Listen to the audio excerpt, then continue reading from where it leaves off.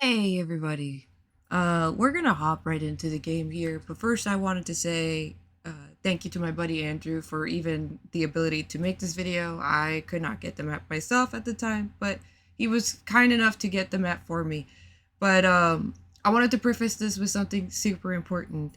This particular DLC is pretty divisive in the art community specifically for several reasons. But I wanted to share this piece, as you guys can see, that I couldn't couldn't not do this piece, but I wanted to make it super important and super clear that everything I say in this video, for the most part, is my understanding of certain situations, certain features, and things about this particular DLC. I'm gonna be doing my best to share what I do know, but I want you guys both to just take away that this is just me. This is just me saying how I feel about this, and I always encourage you to always do your own research and do your own opinion forming on these sorts of things if you're still on the fence about this specific DLC.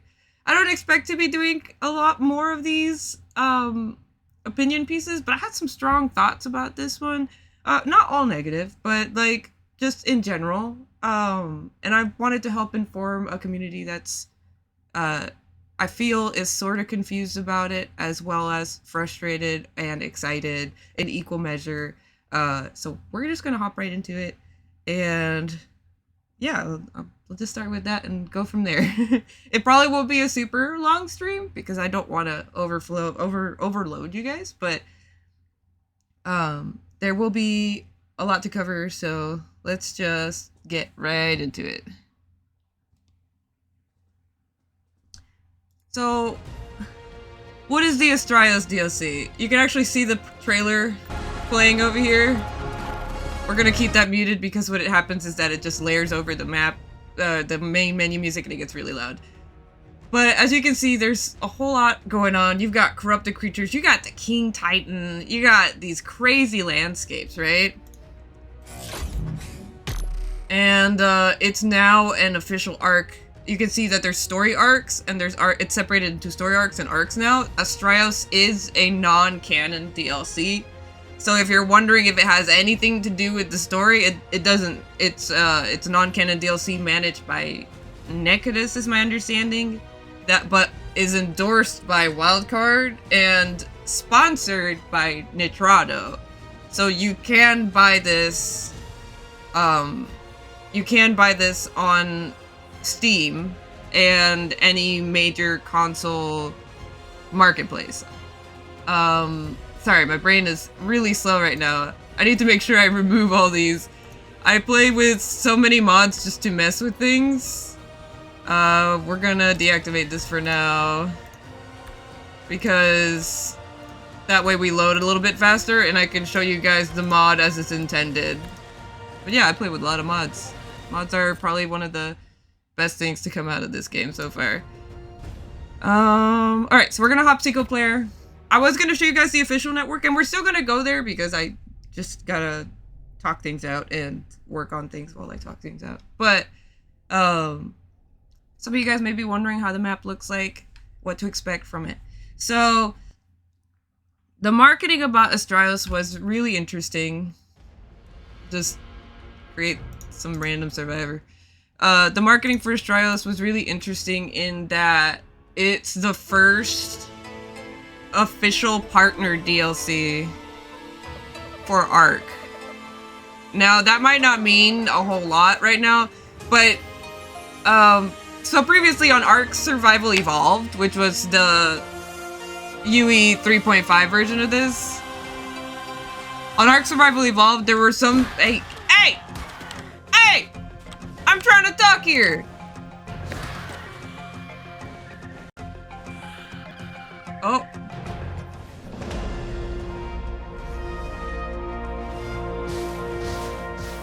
Get out of here. So rude, man. Anyways, So previously on ARK Survival Evolved, you had some community maps that were so popular, like so played, so often downloaded, so loved by the community that they actually, like Wildcard took them and said, okay, we're going to turn them into actual maps so you guys can enjoy them on the official cluster.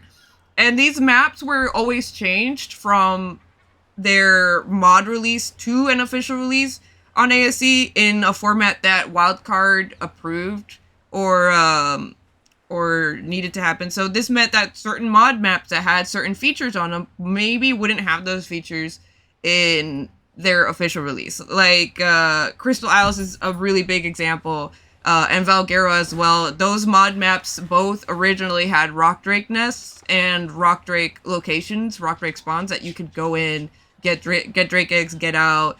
And then upon both of their individual releases, those were removed. I think Valguero kept nameless spawns for whatever reason, but you can still find the rock drake nests in those older maps where they were intended to be.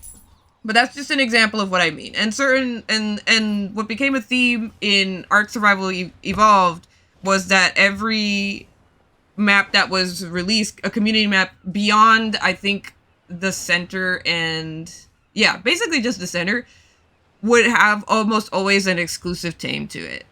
But the other important thing about these Survival Evolved maps is that you could play them for free, essentially. So on ARK Survival Evolved, the canon maps were the DLC, the official DLC for Wildcard that you paid for.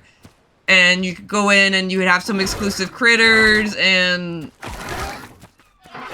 you'd, stop it. You'd have some exclusive critters and you'd, be able to go to that map to tame those exclusive critters. Prime example, Reapers on Aberration. Those never made an appearance on a community map. What was the other one? Oh, my brain is not working. I believe Ferox were also never put on DLC maps. And, our Reapers were never put on non-canon DLC maps. So what became a habit of the community was, like, if you couldn't afford these DLCs because there were several packs, map packs essentially, if you couldn't afford these DLCs, well, you'd just wait for a community map to become popular enough to become a DLC, and then you'd go on there and you'd enjoy that map with everybody else because it was generally more accessible fund-wise, right? So with ARK Survival Ascended, suddenly all those maps became bundled and a part of essentially what's considered the base game package of ARK Survival Ascended, right? So you're not paying for Scorched Earth and Aberration and Extinction, Genesis, and Genesis 2. You are getting all of that for a box price. It's just not all released yet. And then on top of that, each of those canon maps have been reworked and tweaked to better provide a better experience, an updated experience, updated graphics, updated UI, updated systems for you to enjoy in those games, and new tames. The controversial part started with Bob's Tall Tales, which initially people thought was going to be just a cosmetic pack, and transitioned into more of like enhancements for the map as well. That really affected gameplay, and that angered a lot of people, and understandably so, because some of the game changers that were included in Bob's Tall Tale included things like an embryo incubator, which basically was an egg incubator, but for embryos, for live birth creatures, that it functioned pretty much the same way. You could see what was in the embryo, what stats it would come out, what colors it would come out, and all that, and you could even have this new gene system if you wanted to, but it was all locked. Like all these new tames, all this new equipment was all locked behind Bob's Tall Tale, and that's pretty frustrating because Bob's Tall Tale, you know, whether or not you make a lot of money or a little bit of money, it's still, I think, like $30. Don't quote me on that. It's been a long time since I've had to buy it, but it's a decent chunk of money. Do I think Bob's Tall Tale is worth it, given how much of an impact it has on gameplay? I'd say yes. There's just a lot in there. I'm not saying they're, like, just stealing your money. I would have preferred that they not have put Bob's Tall Tales the way they did on canon maps. But overall, as a gameplay change, I think it's definitely a worthwhile investment. But anyways, I'm getting lost in the weeds a little bit. It set the precedent for how more than likely Wildcard was going to start making money to continue to support their development efforts, both to finish ASA and also, I'm assuming, continue with ARK 2, which is somewhere in the nebulous background. In comes the mod system and premium mods. So if you didn't know, premium mods are supported by Wildcard and specifically as a system Overwolf, who has done a mixed job of making sure that their system isn't falling down every other week, it feels like. But basically, Overwolf takes a smaller cut than most mod platforms from mod authors, but allows them to monetize it. Now, I don't know the specific cut differences insofar as what creators get, if Wildcard gets any of it, if that's included in the cut that Overwolf takes. I genuinely don't know the terms and conditions for that, so I don't want to put my foot in my mouth, so to speak, and speak for mod authors. If you're a mod author and you know more specifically how Overwolf works for you and how you understand those contract terms, feel free to comment about it. I'm very interested in the subject. I don't have time to develop mods myself, and I just don't know enough to really talk much on it. But basically, Overwolf gets a smaller cut, as I understand it, and the creators themselves get a larger cut. So we have this new platform, this new mod platform, outside of the Steam Workshop, which you couldn't monetize, right? So people that historically have just done this stuff for the love of the game are still doing it for the love of the game, but also now can get paid for it. And I'm like, you go for that, man, because you spend hours on this stuff, and some of the mods you guys come up with are absolutely insane and fun and really cool. Like, some of the most recent one I saw was like Gigantophis, which is a giant snake with its own custom animations and everything. That's crazy. And Garuga with his Edmontonia release, that was insane. That's such a cool tame. I'm only sad it's not an official one. But, yeah, getting lost in the weeds. It allowed mod authors to finally monetize their work, which was received with some mixed criticism, in my understanding. Again, I have a very limited viewpoint of the whole community, but some people were like, I'm not going to pay for a mod that I can't, use on official or whatever, and other people were like, oh no, that's super cool. People can get paid for the time they invest in this game. That's awesome. And I'm of the personal standpoint of, if I really like something and I really like what the creator did, I'm gonna pay for that mod because I enjoy what that creator does as on their own time, essentially. And if paying for that mod helps them be able to create things more full-time, I think that's a worthwhile investment, and also just really helpful for the mod author, right? I don't think there's anything wrong with the mod author getting paid for what they spend hours of their time developing and doing. But that's my personal opinion on it. Obviously, what you consider as quality enough work in order to pay for, that's going to be up to you. Always take a good look at the mod, make sure it's something you want, obviously. You are not forced to buy mods specifically in order to play the official game. Like, if somebody has official cosmetic mods, which, by the way, are visible on the official network, if somebody has an official cosmetic mod that's like, it's $5 or whatever, and you didn't pay those $5, you won't be able to use that mod, obviously, but you're not gonna have like a big black screen in front of you going like, no, you can't see this because you didn't pay for it. So as far as a paid for mod content system goes, it could have been a lot worse. They could have absolutely restricted your ability to join or anything else just because you'd have the possibility of encountering paid content. But they didn't do it that way. Instead, they did it, you can see it, and if you want to buy it, then you can buy it, as far as cosmetic mods go. And I guess some tame mods. But tame mods don't appear on officials as often.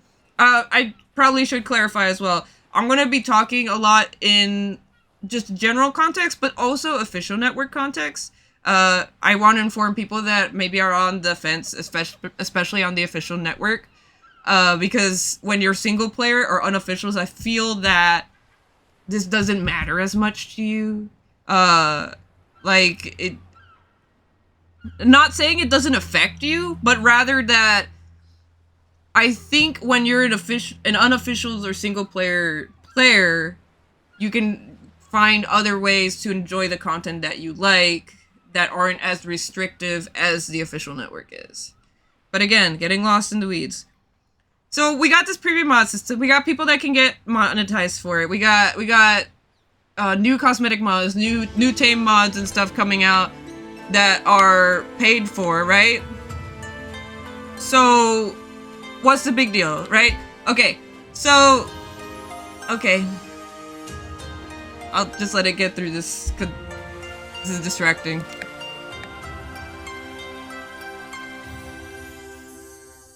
So what's the big deal about Astraeos? Why is everybody up in arms about it? So how do I put this?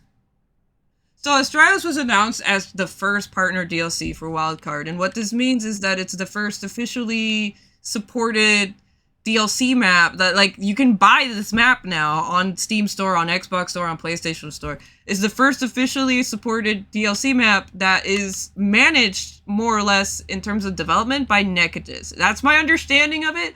I don't know the specific details. I'm gonna let Necatus talk on that, on how he's going to manage updates for this, but it is my understanding that as the mod author, he's the one that's going to be updating this specific map and managing this specific map and how it develops.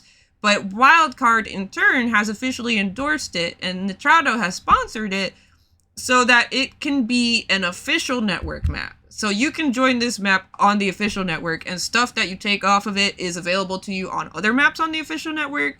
And there's even an engram involved with its release that is also now on the official network, which is the Meguana, and we're gonna find one. We're gonna find one here soon. But the Meguana, I think, is really the flashpoint of a lot of sentiment around Astraeos as a DLC, and I'm pretty sure it's gonna be the main driver of its sales for at least the first immediate while. Okay, the community. Okay. The community for months had been asking for an early release of Maywings or some breeding tame that could just help with baby feeding specifically. Everybody thought maybe the Gigantoraptor was gonna be that because it's a creature nanny, but it turned out to be more of an imprinting aid than an actual baby feeding aid. And so Wildcard, specifically Dolly, at one point on the Discord mentioned, hey, we hear you about the frustrations with breeding. We're working on some breeding quality of life, and hopefully soon we'll have details for you. And that was a while ago. No details weren't super forthcoming in the following week, so I kind of just forgot about it, honestly. And then then Astraeos was announced, and this is where I personally I might have misunderstood. So I just wanna preface with that. I might have misunderstood how this was intended to come off. But basically, Necatus on and off, and some Wildcard members, I'm not entirely positive at this point in time, but on and off, they would pop into the chat and they'd talk about Astraeos, and people would always ask about, what to expect from Astraeos, and Necatus was understandably tight-lipped about it. I get it. He doesn't want to spoil all the surprises for his map. But one of the things that people asked the most was, is there going to be anything new in Astraeos? Is there going to be, like, a new tame? Can we expect DLC creatures on there? And he was nice enough to pass out a map that hasn't been fully updated. Or not a map, a sheet that hadn't been fully updated with what critters were coming, or what critters would be on Astraeos, and notably the Scorched Earth Wyverns were going to be there. I don't know where they are, but they are here. What is this? Oh, that's a really cool way to design a platform. But that's the obelisk, I just realized.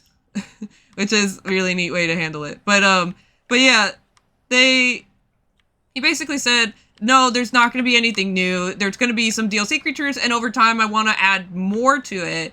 But as far as release goes, there's not going to be any new creatures exclusive to Astraeos. Which, at this point, the community had come to expect exclusive creatures from maps, So at this point, to me, again, my opinion, the map felt a lot more optional, which had me fine. Like, I was like, okay. I mean, I'll probably still get the map later for my personal enjoyment because I do really like the work Nekidus does.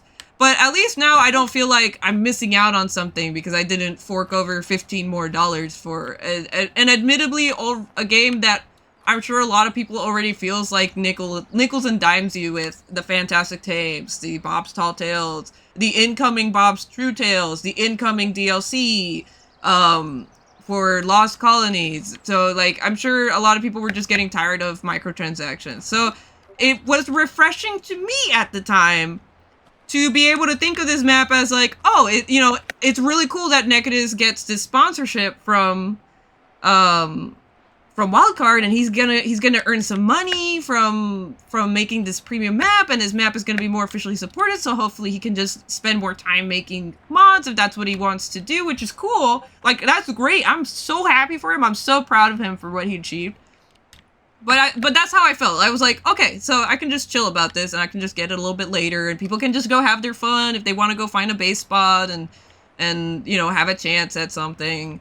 So then fast forward to basically the day that was supposed to be the launch. Things got delayed, as they usually do with wildcard launches. Like, it's nothing new. It happens every time. Every time people lose their minds over it, and it happens literally every time. A delay of 1 or 2 days. But basically, they delayed for a day, and then towards the end, they were like, okay, we're gonna release the map probably tomorrow, guys. We're sorry. But we'll keep you updated. And with that update, Dolly posted a picture of the Meguana. Now, the Meguana is a Maywing reskin, essentially. Genuinely, that's what it is. It has the same... Oh, here's one. There we go. It has the same body shape. It has the same animations. I'm not sure about sounds, but I've been told it sounds basically just like a Maywing. It does the same thing a Maywing does, so it does nurse babies and stuff like that. But it's a reptilian version of it. So it's a little lizard instead of a platypus. So this is exclusive to Astraeos, as in you have to be on Astraeos to find these wild and tame them. We're gonna, what is it? Okay, if I just do... Oop, he's waddling around a lot. Let's see. Stop moving, please. Is it not that?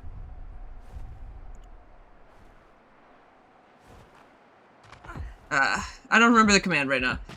Anyways, this guy is exclusive to Astraeos. He does the whole gliding shtick. He does the whole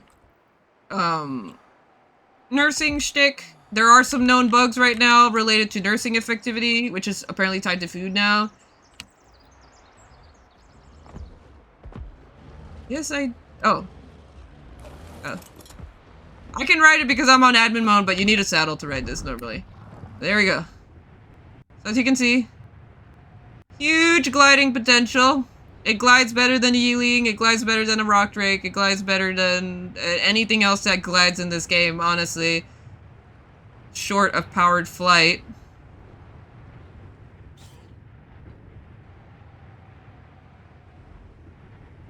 But as you can see, it is genuinely just a Maywing, but a lizard.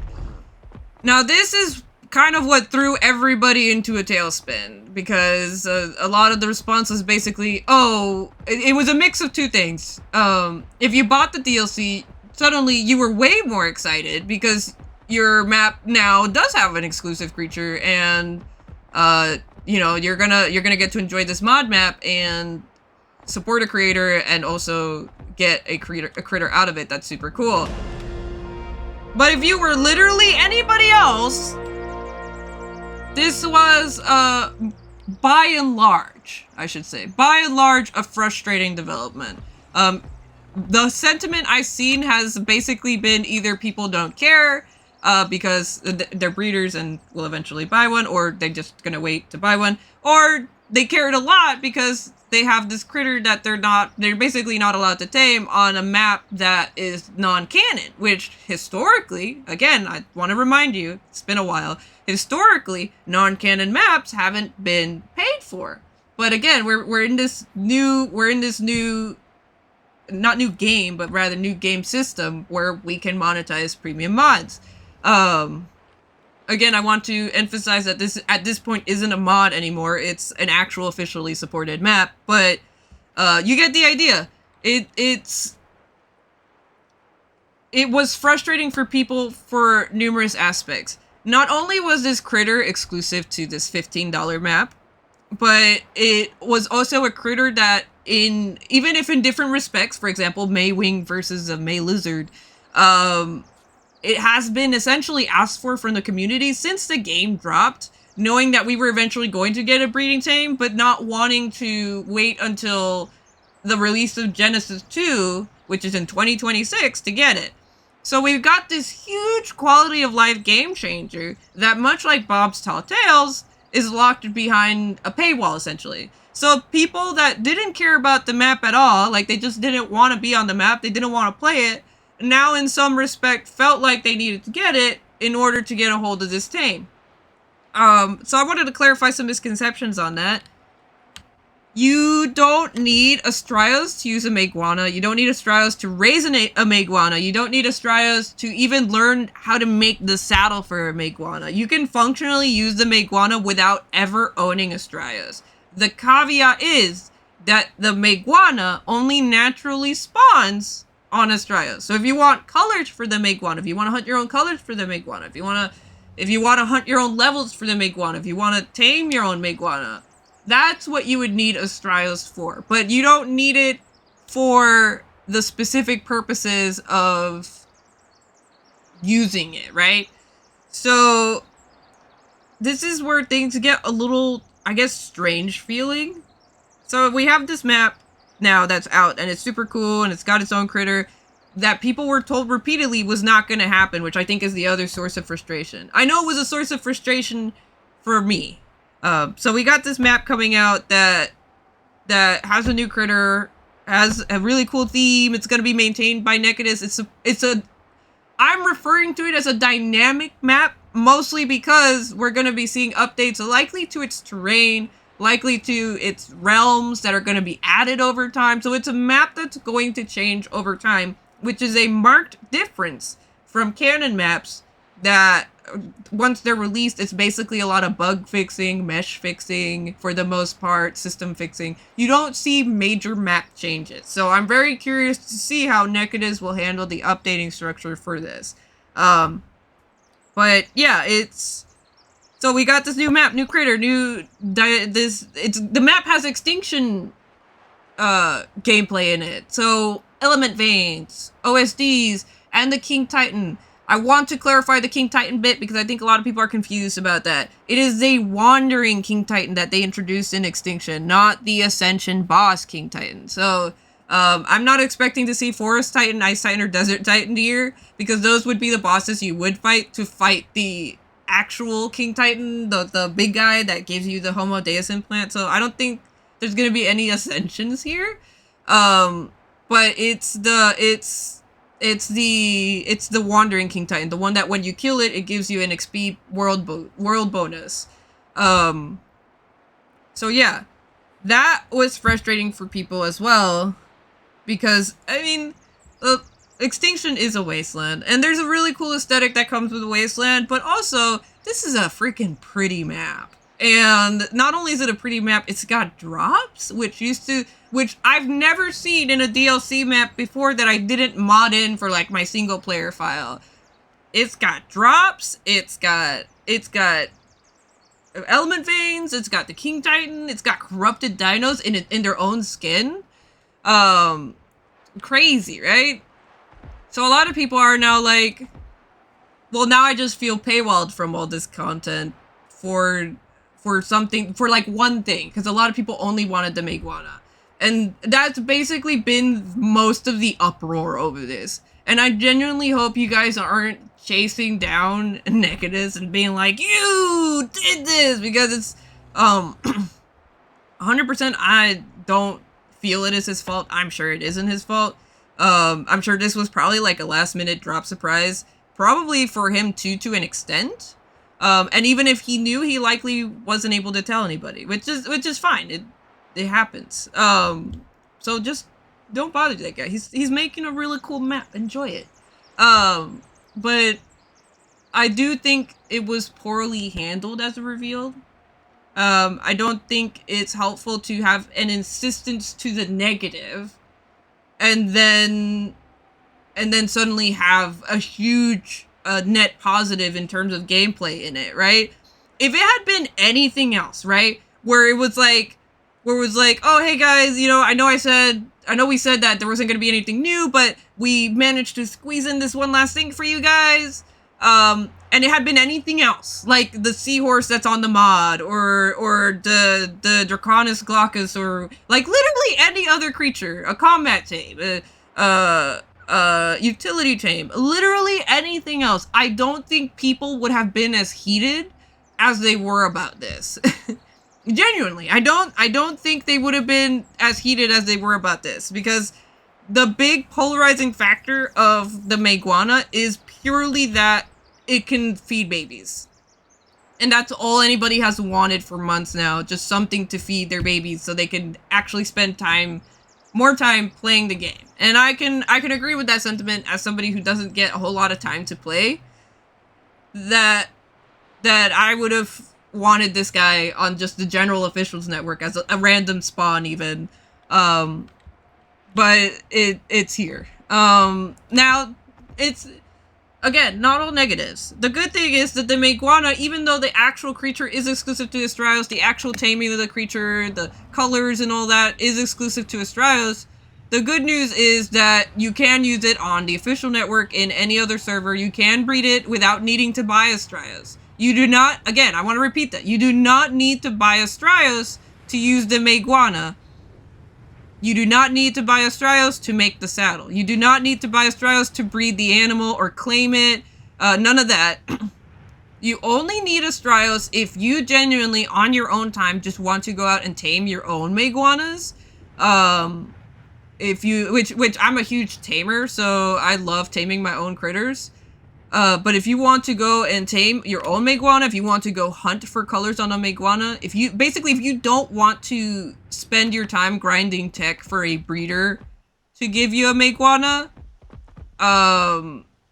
that's when you'd need to buy Astraeos. That's when you could reasonably expect to spend $15 to get on this map, because that's the only way you're going to encounter wild spawns of this specific critter. Now, that's not the only thing Astraeos offers, so I promised you guys I would show you around, and I am slowly flying around if you guys been paying any attention. But the map itself so far, very pretty, very beautiful. There's lots to see, and the Meguana is uniquely suited to flying through it. Not because, I don't think because the map may have been made for it, but rather because it was made for the map, more or less. Both as a breeding quality of life feature, but also it just does really well with these kinds of slopes, which are very similar to what the Maywing had in Gen 2 Eden, which was basically mostly flatlands with some cliffs, but not sheer verticality all the time. So as you can see, this map is huge. They wrote 264 square kilometers on it, but me, functionally, that doesn't really mean much, because I can't grasp that in the quantity that the game measures. So the game measures, I believe, in Unreal units rather than actual functional meters. Which, you know, I'm not saying I expect every game map to literally actually be 200 something square kilometers. No. I don't even know how you would functionally do that. But rather, all I could understand was that it was in some way big, but without remembering how big the other maps were, I had no real frame of reference. I'm told it's larger than the center. It's definitely larger than the island, which I believe the island was 100 square kilometers. So it's more than 2 times the size of the island.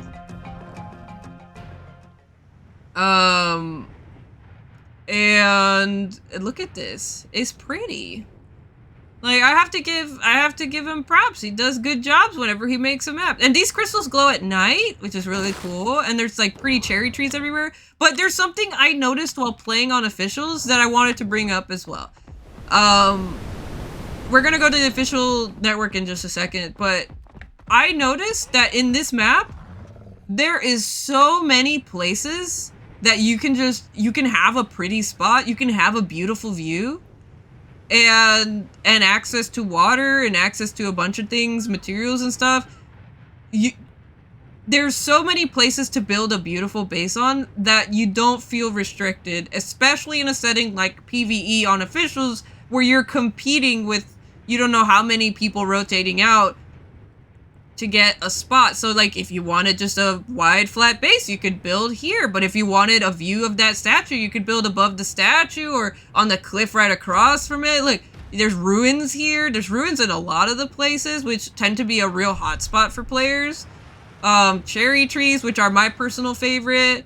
There's these glowing white trees, which I remember seeing in Svartalheim. So there's a lot to see, there's a lot to do. There's this quarry here, it's really cool, and I'm sure the caves are pretty awesome. I haven't found any caves yet, but I'm sure they're out there, and I'm sure they're pretty cool. The other thing you're gonna see as well is, what you call them? New bosses, supposedly. Now, they were in the trailer. I don't know 100% if they're in the game yet, but I'm gonna assume yes. I'm gonna assume they wouldn't put it in the trailer if it wasn't.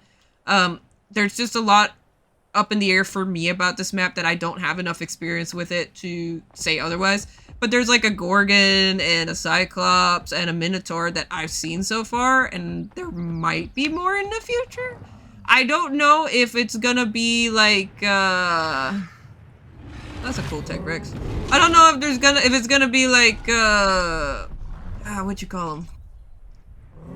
The Ragnarok mini bosses like the Ice Queen and stuff like that, or if those are just actually genuinely bosses you teleport to. But I guess we could just check. This is not an obelisk. This is, you know, come to think of it, I think I've only seen the green one. Look how big that map is, guys. I haven't even unlocked most of it.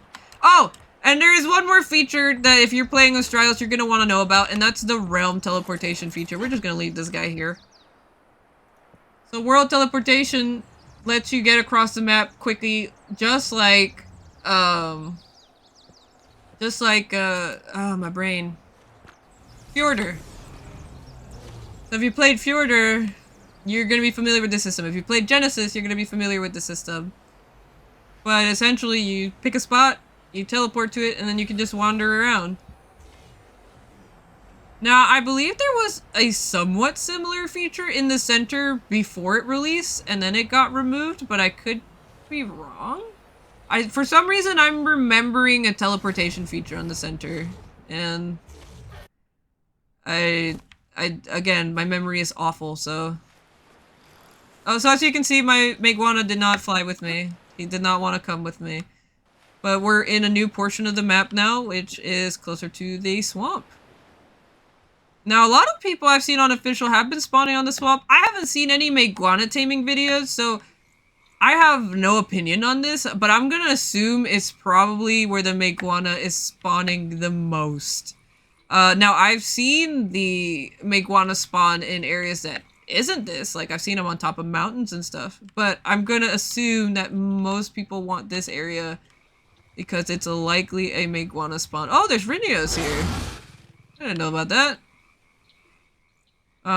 So there's a new spot to get Rhinios now. Strike one for the island, I guess. There's some wyverns, which means, oh, they're nesting in the, that's why people just want wyverns. Spicy boys. Alright, well, now you guys know where the Wyvern Trench is. But yeah, there's plenty of spots that you have to find and go. I ended up getting this one. This is my spot, in officials anyways. And I don't know what we're gonna do with it yet. But it's super cool, it's super pretty, and it's got a nice view of the ocean. I can't complain, but This is what I mean by, like, there's so many spots, like right over here. Like, our neighbors have a really cool spot with some bridges across it and the waterfall and stuff. Like, that's cool. Like there's this over here. It's like a pretty pond. Another waterfall full of cherry blossoms. I freaking love cherry blossom trees, man. You put some cherry blossoms on your map, I'll be over it like white on rice, man. It's fun.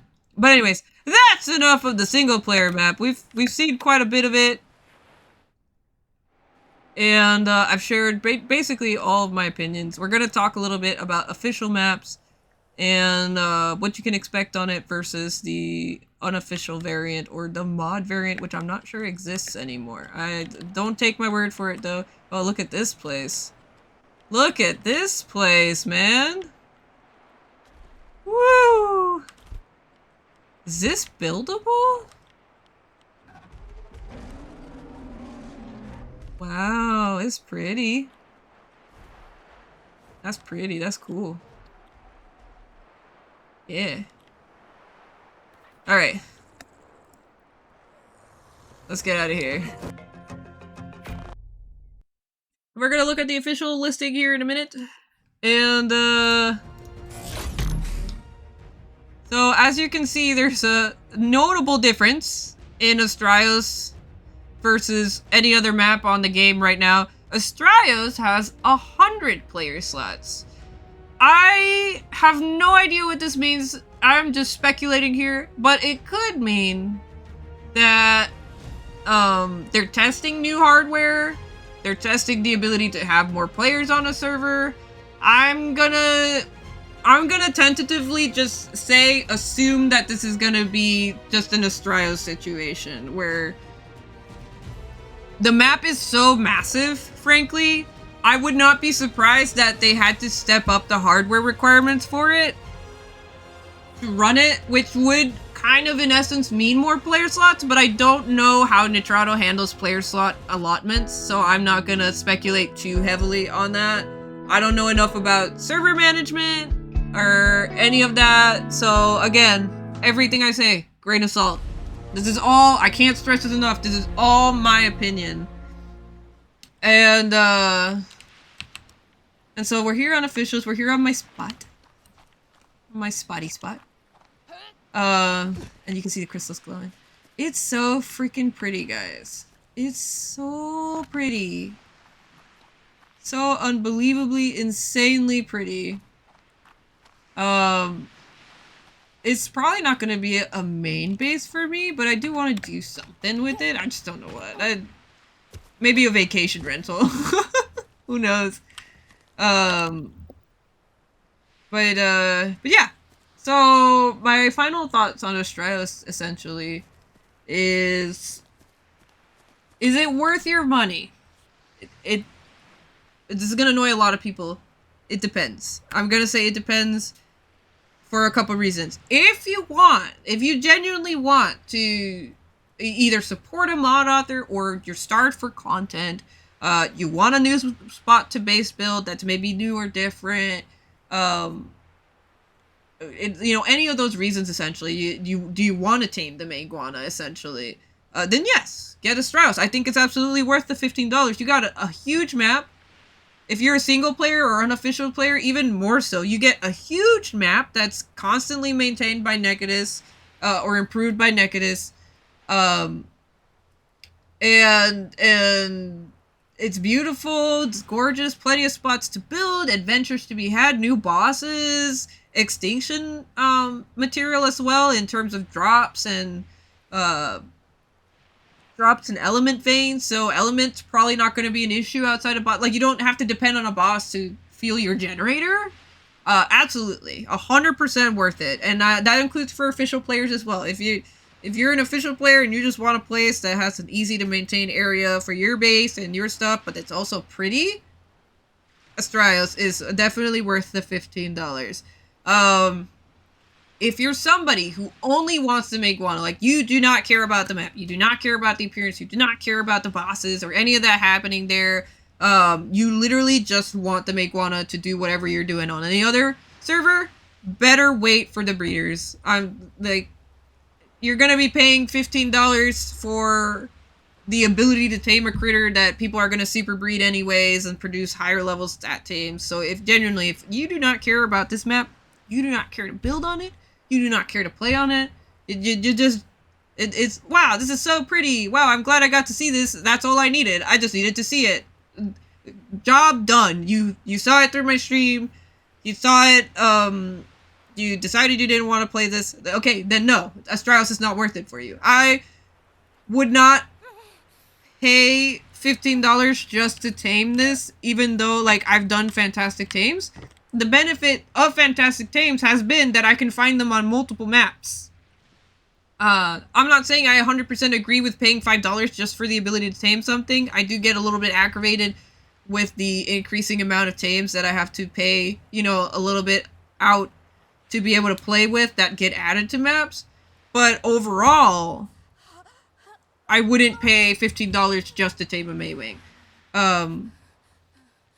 If I'm only using it for its abilities, right? If I'm only using it as a breeding aid, there's no reason to be on Astraeos. So, should you buy the Astraeos DLC? I'm going to tentatively say overall, yes, if you want to enjoy the map.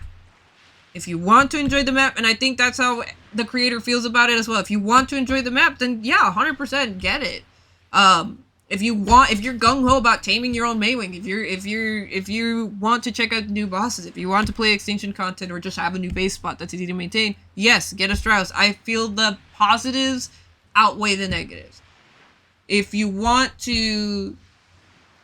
want the Maywing for what it does for you, then don't buy it, because you don't need Astraeos to use the Maywing. The Maywing is not tied to Astraeos ownership. You can, again, use the Maywing. You can make the saddle. You can learn the engram right now in any map you're on for the Meguana saddle.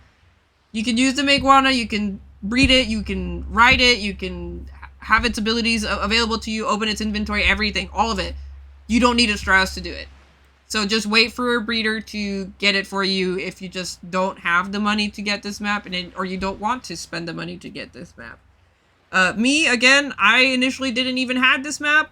I'm only able to make this video today because of the very kind support of my friend Drake, who bought the map for me so that we could just both check it out and get Meguanas for our friends.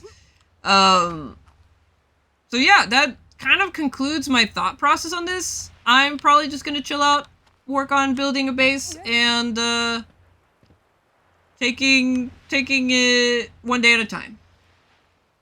But yeah, thank you guys so much for watching and listening to me yap for 50 minutes. It's a kind of a weird and different stream than what I usually do.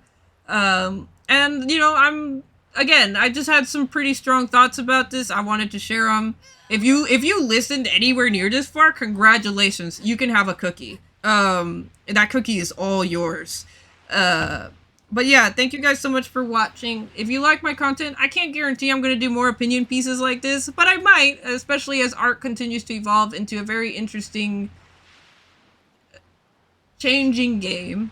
And we'll see where that gets us.